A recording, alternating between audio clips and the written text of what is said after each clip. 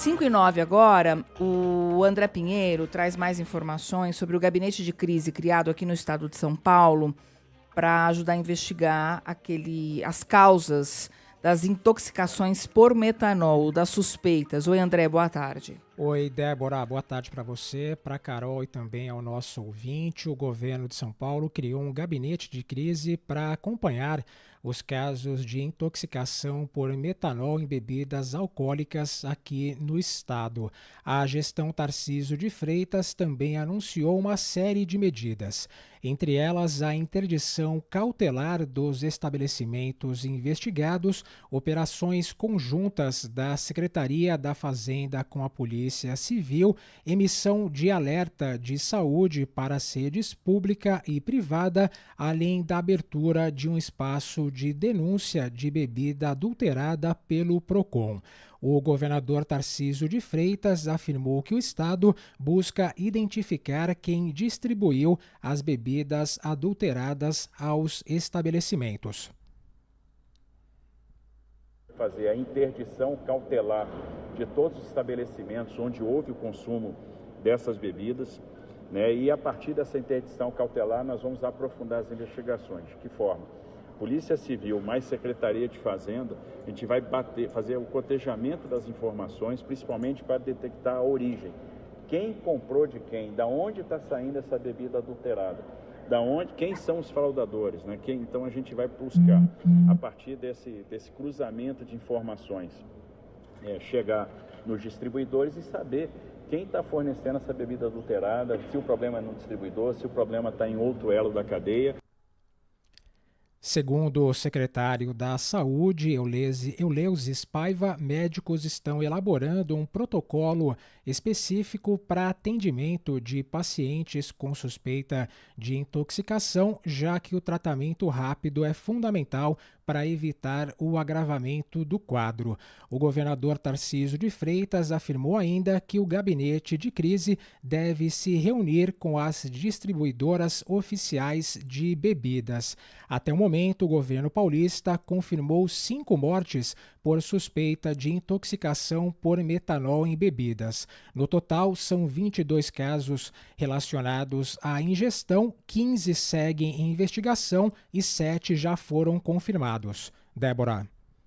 Obrigada, o André Pinheiro, com essas informações aqui de São Paulo. Apesar do governo de São Paulo, aqui do estado, descartar qualquer relação dessas bebidas adulteradas com o PCC, a Polícia Federal abriu um inquérito para investigar esses casos de intoxicação por metanol e afirmou que apura uma conexão com investigações relacionadas à facção criminosa.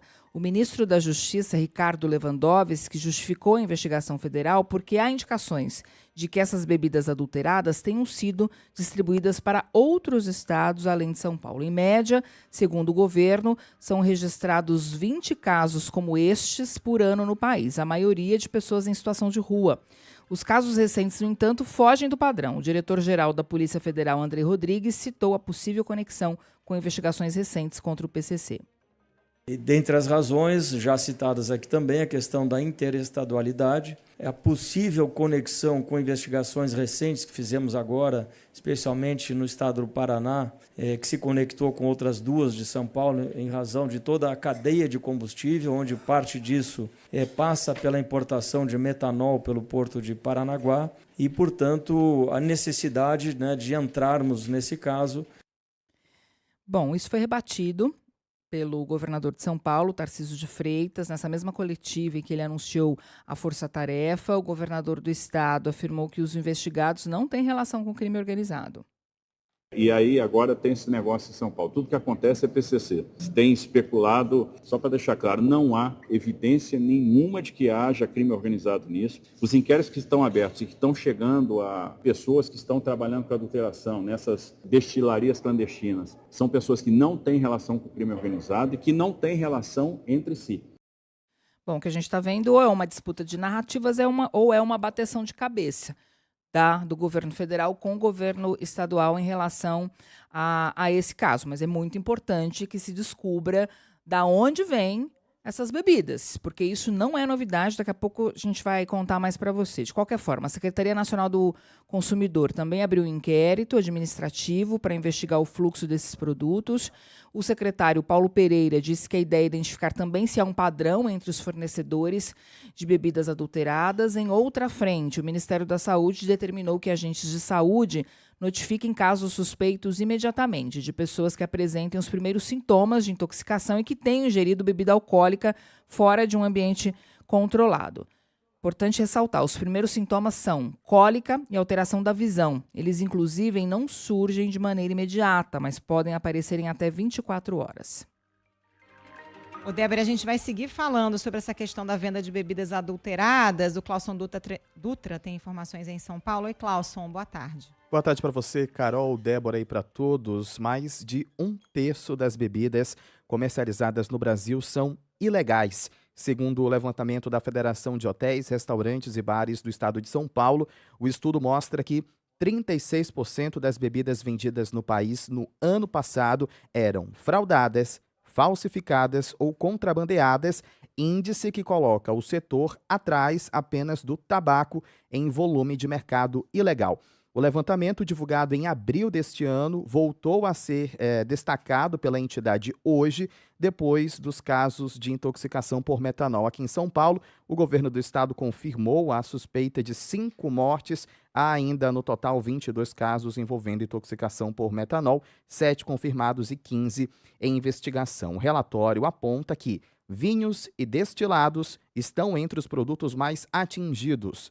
1 em cada 5 garrafas de vodka comercializadas, aliás, no Brasil, é adulterada. O diretor executivo da entidade, Edson Pinto, afirmou à TV Globo que os estabelecimentos são vítimas do mercado ilegal e citou os desafios de identificar a origem das adulterações. Isso mostra que as autoridades devem iniciar um combate coordenado em nível federal, estadual e municipal para efetivamente atuar, porque consumidores, bares e restaurantes são vítimas desses criminosos. Identificando efetivamente a origem do dinheiro, o follow the money, seguir o dinheiro, as forças de inteligência têm efetivamente condições e competência para realizar essa investigação. Além do que, o governo federal deve retomar imediatamente o controle sobre bebidas alcoólicas, que foi desativado alguns anos atrás. Segundo a federação, a que representa 500 mil empresas paulistas no setor de alimentação e hospedagem, é urgente a criação de uma ação articulada que retire esse esquema de falsificação. A tendência para este ano, segundo a pesquisa, é de manutenção dos níveis atuais, caso não haja mudanças significativas na fiscalização ou na carga tributária. Vale a pena salientar que, entre as recomendações para evitar a compra de garrafas de vodka ou gin adulteradas, a Associação Brasileira de Bares e Restaurantes aqui de São Paulo orienta os consumidores a exigir nota fiscal das distribuidoras, comprar apenas em estabelecimentos de confiança e observar atentamente as embalagens. Lacres violados, rótulos mal colados ou informações borradas podem indicar falsificação. Carol. Obrigada, Clauson. Difícil para o consumidor, né, Débora? Porque tem casos, por exemplo, em bares até em áreas nobres de São Paulo, né? A pessoa toma um drink, não está vendo ali exatamente, né, de onde veio a garrafa. Muito complicado. A busca pelos termos metanol e bebida já se tornaram o 5º assunto mais buscado no Google aí nas últimas 48 horas. Claro, porque as pessoas estão receosas, né? Pois é, e esse dado que o Clauson trouxe, 36%, não significa que 36% das bebidas tenham sido contaminadas com metanol. Mas elas podem ser fraudadas de diversas formas, inclusive com o uso de outras substâncias que podem ser tão graves quanto o metanol para a saúde humana. Então é preciso ficar atento. E esses estabelecimentos, eles têm de ser responsabilizados.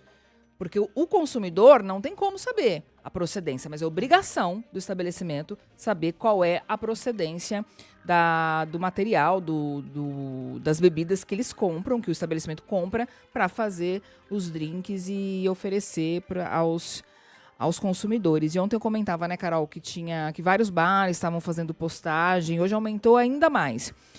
Vários estabelecimentos do Brasil todo dizendo, reafirmando nas redes sociais que trabalha só com bebidas, com matéria-prima de origem conhecida, justamente para tentar tirar esse temor da população.